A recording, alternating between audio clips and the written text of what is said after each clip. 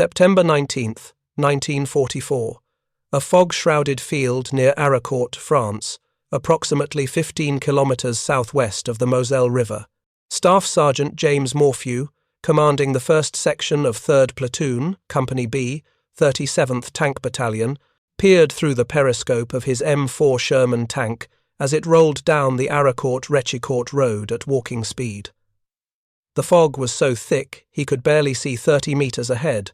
His loader, Private Eugene Davis, had just finished sliding a 75mm armor-piercing round into the breech. The mechanical clang of the breech closing echoed inside the turret. Morphew's hands rested on the traversing controls, his gunner squinting through the telescopic sight, searching for movement in the grey wall ahead. Then they saw them, 3 dark shapes materializing from the fog like prehistoric creatures emerging from primordial mist. Panthers, German Panzer Mark V tanks, each weighing 45 tons and mounting the fearsome 75mm Quatsch 42 gun that could penetrate a Sherman's frontal armor from 2,000 meters.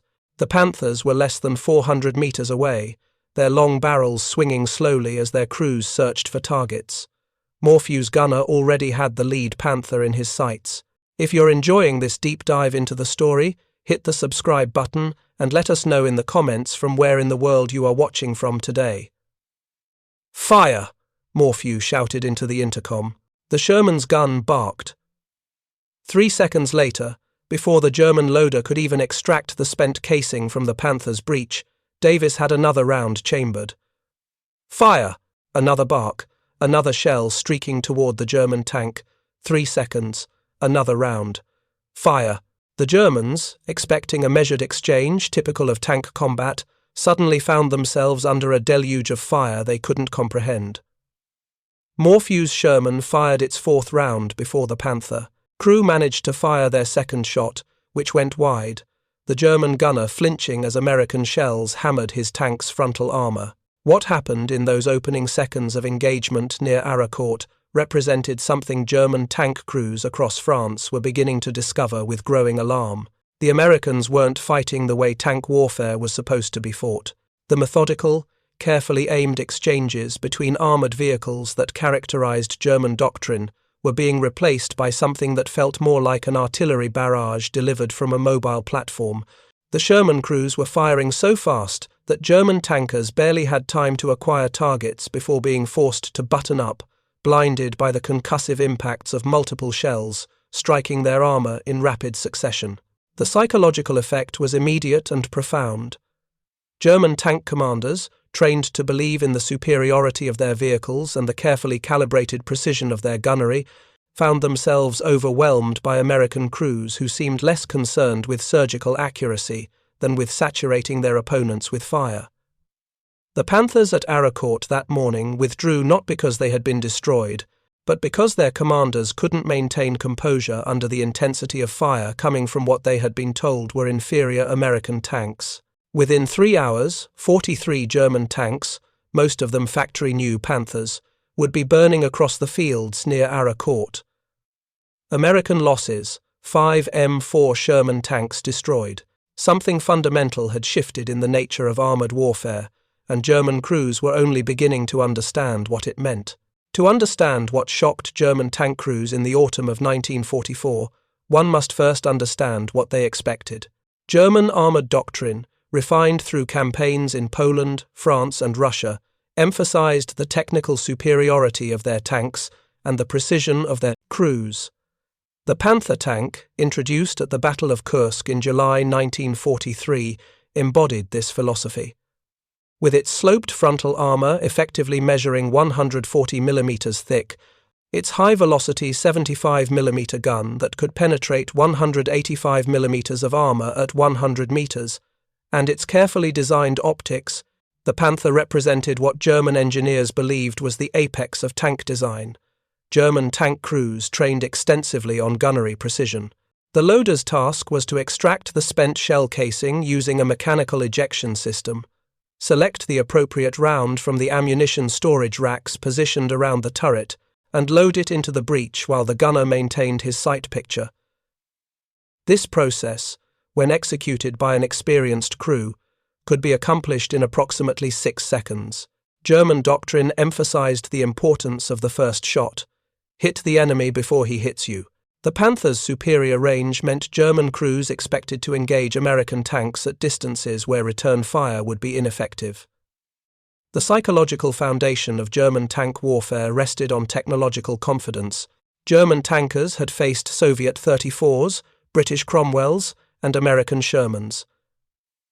They knew their Panthers and Tigers were superior in armor protection and gun penetration. Intelligence reports confirmed this assessment.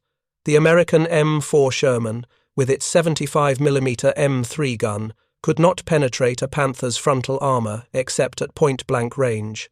The Sherman's armor, measuring only 2.5 inches on the front hull, offered little protection against German guns. On paper, any engagement between a Panther and a Sherman should favor the German tank decisively. This confidence extended beyond individual crews to the highest levels of German command. When the 5th Panzer Army assembled for its counteroffensive in Lorraine in September 1944, its commander, General Hasso von Manteuffel, possessed 107 Panther tanks and 75 Panzer Mark IV tanks. Against this force stood Combat Command A of the American 4th Armored Division, equipped primarily with M4 Shermans mounting the short-barreled 75mm gun that German intelligence had already dismissed as inadequate for tank versus tank combat. The German plan assumed quick victory. The Panthers would engage at range, destroying American tanks before the Shermans could close to effective firing distance.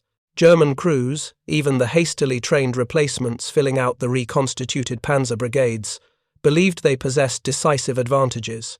Their tanks were heavier, better armored, more powerfully armed. The mathematics of penetration and armor thickness seemed to guarantee German success. What German doctrine failed to account for was that tank combat was not simply an equation of armor thickness and gun penetration. It was a human endeavor, subject to psychological factors, training differences, and tactical innovations that couldn't be captured in technical specifications. German crews expected a certain kind of battle. They expected time to aim carefully, to exploit their superior range, to engage in the measured exchanges that characterized armored warfare as they understood it. What they encountered instead would fundamentally alter their understanding of how American tank crews fought. While German doctrine emphasized precision and technical superiority, American tank crews were being trained in a fundamentally different philosophy of armored combat.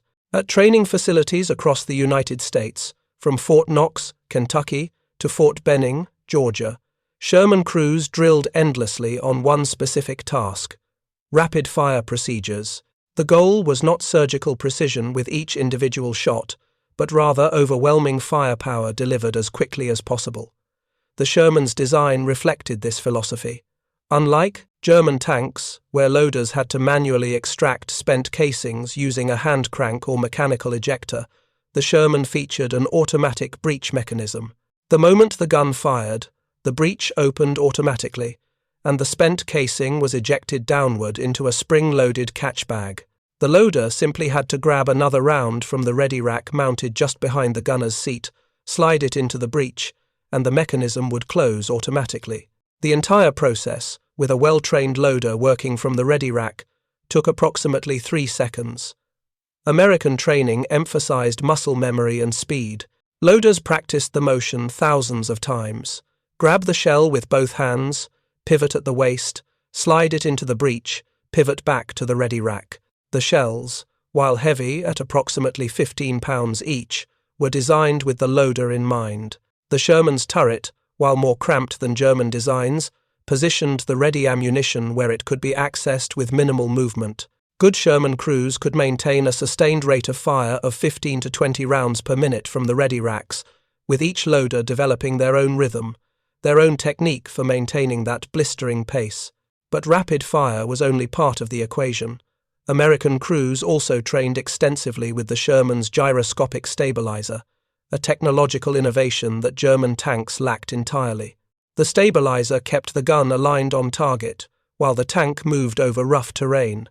While not accurate enough for shooting on the move, it meant that when a Sherman stopped to fire, the gun was already approximately on target. The gunner could make final adjustments and fire within seconds, rather than spending precious time reacquiring the sight picture after the tank's movement had thrown off the gun's elevation and traverse. The combination of rapid-fire capability and gyroscopic stabilization created a tactical doctrine that emphasized aggression and volume of fire over precision. American tank commanders were taught to close with the enemy, to use terrain and maneuver to negate the German advantage in range and armor, and then to overwhelm their opponents with sustained fire. The theory was simple. If your first shot might not penetrate, fire 5 shots while the enemy fires 1. Eventually, you'll hit a weak spot, damage a track, blind the crew with near misses, or force them to withdraw under the psychological pressure of continuous bombardment. This doctrine extended to crew composition and training. American tank crews spent weeks together before being sent to combat, developing the coordination necessary for rapid-fire procedures to function smoothly.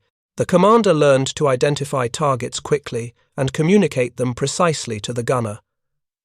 The gunner learned to acquire targets rapidly using both the periscope and the direct-view telescope.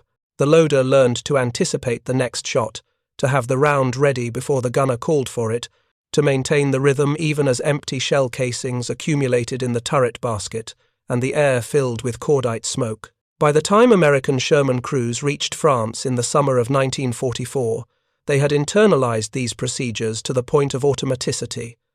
They didn't think about rapid fire, they simply fired rapidly.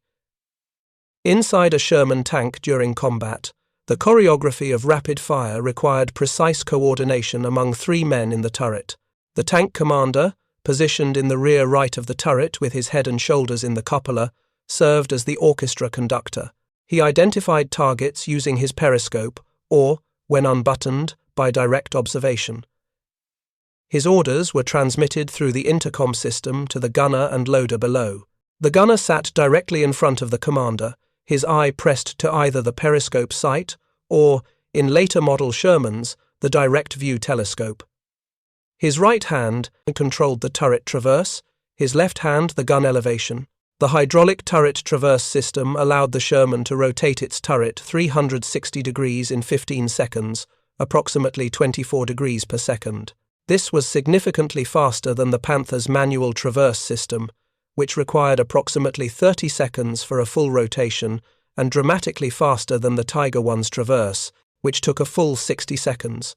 When the gunner had the target in his sights, he pressed the firing pedal with his right foot. The gun fired. The recoil rocked the tank, and immediately the automatic breech mechanism went to work. The loader, standing to the left of the gun breech, heard the clang of the breech opening and the metallic ring of the spent casing dropping into the catch bag below. He had already pivoted toward the ready rack, a small armoured ammunition storage box mounted on the turret wall just behind the gunner. His hands closed around the next 75mm round. The shells were colour-coded, black for armour piercing, white with red markings for high explosive, white with yellow markings for white phosphorus smoke. The loader had already memorized which type of round occupied each position in the ready rack. He didn't need to look. He simply grabbed the appropriate shell based on the commander's previous order. The round weighed 14 3/4 pounds. The loader cradled it horizontally across both forearms, rotated at the waist, and slid it smoothly into the breech. The mechanism sensed the shell's presence and automatically closed, preparing for the next shot. Total time, 3 seconds. The loader pivoted back to the ready rack. His hands closed around the next round. He waited for the gun to fire again. This procedure worked efficiently as long as the loader worked from the ready rack, which held 6 rounds in later wet stowage Shermans. Once those 6 rounds were expended, the loader had to access the main ammunition storage, armoured boxes set into the floor of the turret and hull. These boxes were surrounded by a mixture of water and antifreeze, the wet stowage that dramatically reduced the Sherman's propensity to catch fire when hit. But accessing these floor-mounted boxes required the loader to bend down, retrieve a shell, and straighten back up, a process that took significantly longer. Rate of fire dropped to approximately 10 rounds per minute, still faster than German tanks, but noticeably slower than the blistering pace achievable from the ready rack. Experienced Sherman crews developed techniques to maintain rapid fire for extended periods. Some commanders ordered the bow gunner to pass additional rounds up to the loader during lulls in combat, restocking the ready rack. Others trained their loaders to access the floor boxes efficiently, minimizing the time spent bent over. The best crews could sustain 12 to 15 rounds per minute for several minutes of continuous fire, a rate that German crews encountering it for the first time found almost incomprehensible. The physical demands on the loader were substantial. Each round weighed nearly 15 pounds. Firing 20 rounds in 1 minute meant the loader handled 300 pounds of ammunition, pivoting and lifting repeatedly in the confined space of the turret, while the tank bucked and rolled over rough terrain and the air filled with acrid smoke. Loaders were typically the youngest and most physically fit members of the crew. The Panther tank's loading procedure, by contrast, reflected different design priorities and tactical assumptions. The Panther's 75mm KJ-42 gun was significantly more powerful than the Sherman's gun, firing a longer, heavier shell at much higher velocity. The ammunition weighed more, approximately 22 pounds per round, including the cartridge case. The greater weight and size meant that Panther loaders had to work harder for each round loaded. The Panther's turret, while larger in diameter than the Sherman's, was designed to accommodate the massive gun and its recoil mechanism, leaving less space optimized for the loader's movements. Ammunition was stored in racks mounted on both sides of the turret and in the hull. The locations accessible to the loader while the turret was in the 12 o'clock position were designated as Rack A in German crew manuals. These racks held the rounds most easily accessed, roughly equivalent to the Sherman's ready rack concept, though not as optimally positioned. When the Panther's gun fired, the semi-automatic breech opened, but unlike the Sherman's fully automatic system, the spent casing remained partially in the breech. The loader had to manually extract it using a mechanical ejection system, then place the spent casing in a designated storage bin built into the turret floor. Only then could he retrieve a fresh round. German engineers had designed this system to prevent hot shell casings from accumulating on the turret floor, creating tripping hazards and potentially interfering with the turret's rotation. The spent casings dropped through a chute into a collection box, but this engineering solution added precious seconds to each loading cycle. A well-trained Panther loader, working from the easily accessible Rack A ammunition, could complete the loading cycle in approximately 6 seconds. Extract the spent casing, deposit it in the collection chute, turn to the ammunition rack, grasp a fresh round with both hands, align it with the breech, slide it forward. The breech would close automatically once the round was fully seated. 6 seconds, half the rate of fire of a Sherman crew working from their ready rack. British military intelligence, conducting time and motion studies on captured Panther tanks after the war, measured these loading times precisely. They found that loading times varied significantly depending on the turret position and which ammunition rack the loader accessed. When the turret was traversed away from the 12 o'clock position, accessing certain racks became more difficult. Some rounds required the loader to reach awkwardly behind obstructions or bend at uncomfortable angles. Loading times from these less accessible racks ranged from 7 to 10 seconds, and in some extreme positions, loading could take up to 20 seconds. The Panther's ammunition capacity was comparable to the Sherman's, 79 rounds for the main gun, but the distribution of that ammunition throughout the turret and hull meant that sustained rapid fire was more difficult to achieve. As the loader exhausted the easily accessible racks, he had to spend more time and effort retrieving each subsequent round. German doctrine, emphasizing precision over volume of fire, had not prioritized optimizing for sustained rapid fire. The assumption was that well-aimed shots would eliminate enemy tanks before sustained fire became necessary. This assumption worked reasonably well against Soviet tanks, which had their own loading challenges and crew training issues. It worked against British tanks, which generally had similar or slower rates of fire, but against American Sherman crews, specifically trained and equipped for rapid fire, German Panther crews found themselves at a severe disadvantage in any engagement where the Americans could close to effective range. The fog that blanketed the fields around Aracourt on the morning of September 19th created conditions that negated every advantage German tank crews expected to exploit. The Panthers of the 113th Panzer Brigade advanced through visibility so limited that their superior optics and longer-range guns became meaningless. They couldn't engage targets, they couldn't see beyond 300 meters. At approximately 800 hours, elements of the 113th Panzer Brigade penetrated the American outpost line on the eastern and southern approaches to Aracourt.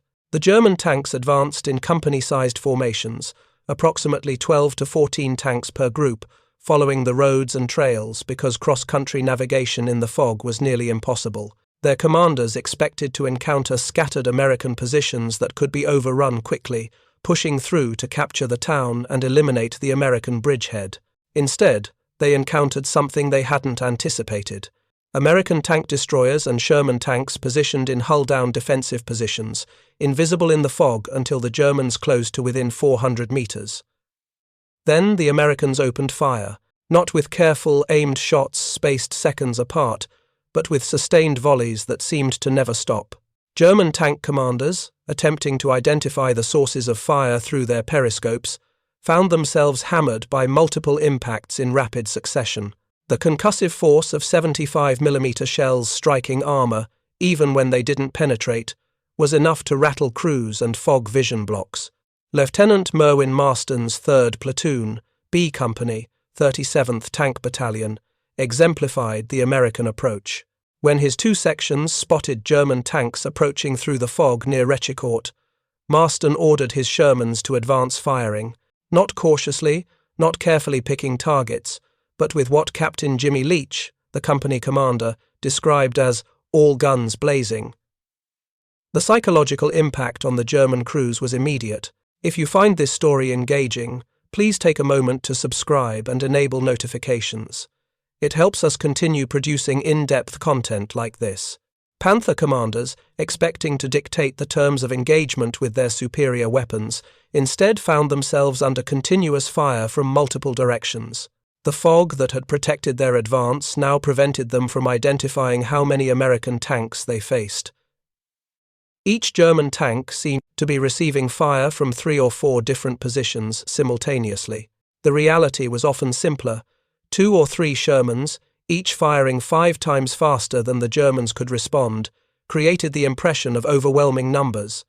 The German tanks withdrew, not because they had been destroyed, though 11 Panthers were knocked out in the initial engagement, but because their commanders couldn't maintain formation cohesion under that intensity of fire. Panther crews, trained to believe in their technical superiority, discovered that superiority meant nothing when they couldn't use their guns effectively. The Americans weren't giving them time to aim, time to select ammunition, time to follow the methodical procedures German doctrine emphasized. Captain Leach, observing the engagement, noted that the Panthers put those things in high gear and they took off over a hill and disappeared. The German tanks, capable of achieving maximum speeds of 34 miles per hour on roads, retreated at full speed, not destroyed, but psychologically defeated by a rate of fire they hadn't believed possible from tank guns. Throughout September 19th, this pattern repeated across the Aracourt battlefield. German tanks advanced, expecting to dominate.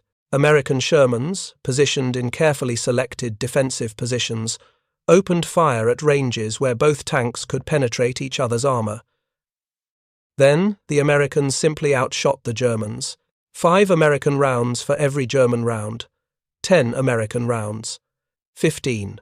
The cumulative effect, even when individual American shells failed to penetrate, was devastating to German crew morale and combat effectiveness.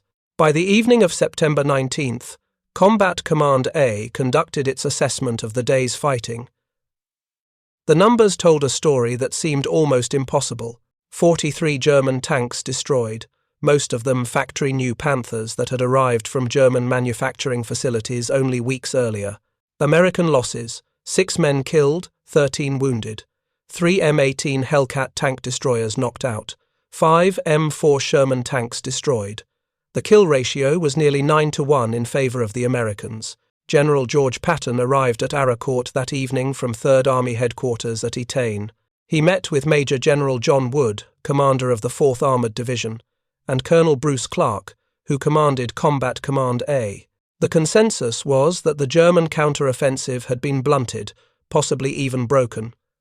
Patton authorized continuation of the planned American offensive toward Sarreguemines the following morning. The German threat, it appeared, had been decisively defeated. But the 5th Panzer Army was not finished. General Hasso von Manteuffel, recognizing that the initial attacks had failed, ordered his forces to regroup and attempt again. Fresh Panther companies from the 11th Panzer Division moved forward to replace the losses from the 113th Panzer Brigade. On September 20th, the Germans attacked again, and again they encountered the same phenomenon that had defeated them the previous day. American tanks firing at rates the Germans couldn't match, overwhelming German crews before they could establish firing superiority. Over the following 10 days, from September 20th through September 29th, the battle continued in a series of engagements around Aracourt, Aracourt, and the surrounding villages. Each German attack followed a similar pattern. Panthers and Panzer Mark IVs advanced, often under cover of morning fog. American forces, using superior intelligence from reconnaissance units and tactical air observation, positioned themselves in advantageous defensive positions. When the Germans came into range, the Americans opened fire with sustained volleys that disrupted German formations and forced withdrawals. The fog, which initially seemed to favor German attacks by concealing their movements, actually worked against them. It negated the range advantage of their guns while allowing American tanks to close to distances where the Sherman's 75mm gun could penetrate Panther side armor.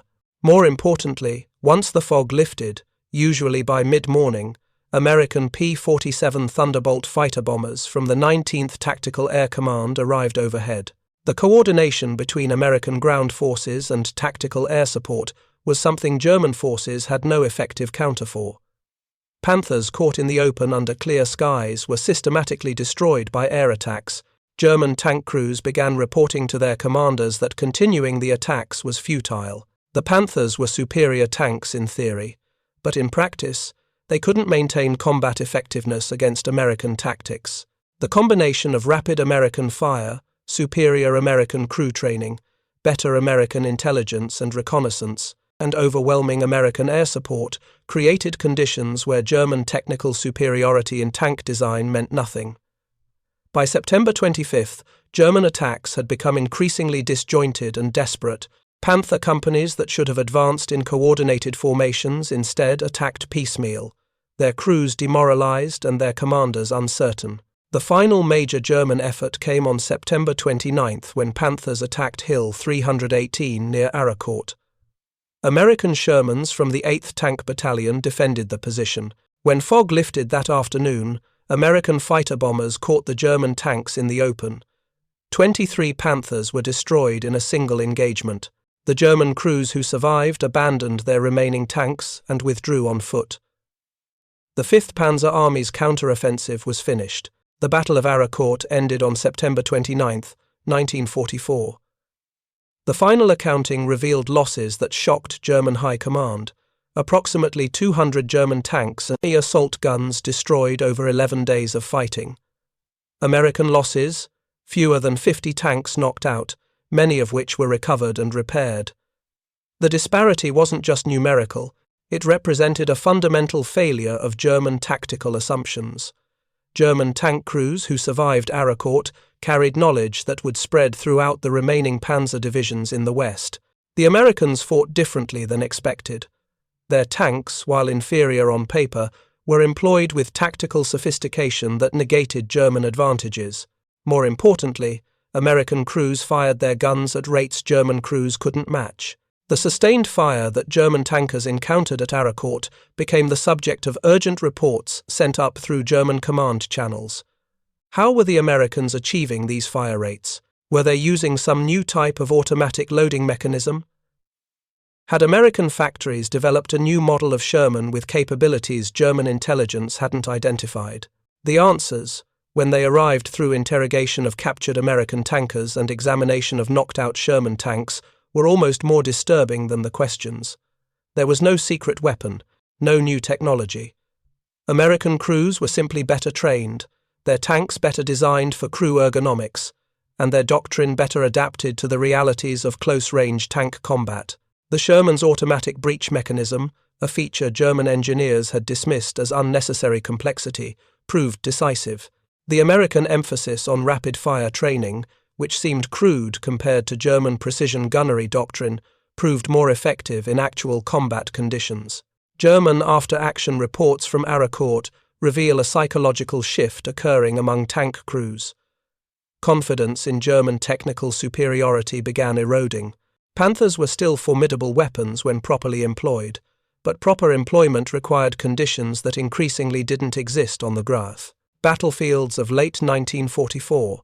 The fog that had characterized the Aracourt engagements was replicated by the growing Allied air superiority, which prevented German tanks from operating in the open terrain where their range advantages mattered. American combined arms coordination, integrating tanks, tank destroyers, artillery, infantry, and tactical air support, created overlapping systems that German forces couldn't overcome through technical superiority alone. By October 1944, German tank production was still delivering Panthers and Tiger IIs to frontline units, but the crews manning these vehicles were increasingly inexperienced, often receiving only weeks of training before being sent into combat. The veteran crews who had fought in Russia and understood how to maximize their tanks' capabilities were dead or captured. The replacements, many of them former Luftwaffe ground crew or Navy personnel retrained as tankers, lacked the expertise to fully utilize their equipment. When these inexperienced German crews encountered experienced American Sherman crews, the results were predictable. The Americans, with their emphasis on rapid fire and aggressive tactics, consistently defeated Germans in engagements that German doctrine said the Germans should win. The realization spread not just among tank crews but throughout German military leadership. Field Marshal Gerd von Rundstedt, preparing for what would become the Ardennes offensive in December 1944, understood that German armor couldn't achieve the rapid breakthroughs that had characterized earlier campaigns. The Americans had learned how to fight German tanks effectively. More importantly, American industrial capacity meant that every destroyed Sherman was replaced within days, while every destroyed Panther represented an irreplaceable loss. The mathematics of attrition warfare, combined with American tactical innovations like the rapid-fire doctrine demonstrated at Aracourt, meant that German armored forces were fighting a losing battle regardless of the technical merits of their individual tanks. The lessons of Aracourt echoed far beyond the fields of Lorraine. American tank crews throughout Europe learned that aggressive tactics, combined with their training advantages in rapid-fire procedures, could overcome German technical superiority. The Sherman tank, which had been viewed with some apprehension by American crews who knew it was outgunned by Panthers and Tigers, gained a reputation as a winner, not because it was superior in armor or firepower, but because American crews understood how to use it effectively. The rapid-fire doctrine that proved decisive at Aracourt became standard throughout American armored forces. Tank gunnery training in the United States intensified its emphasis on speed and sustained fire. Loader training incorporated timed drills, where loaders had to maintain 15 rounds per minute for extended periods.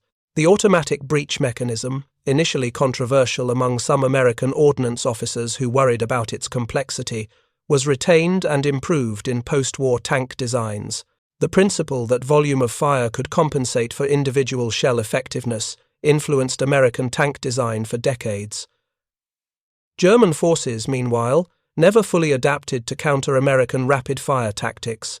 German tank design continued emphasizing armor protection and gun penetration over crew ergonomics and sustained fire capability.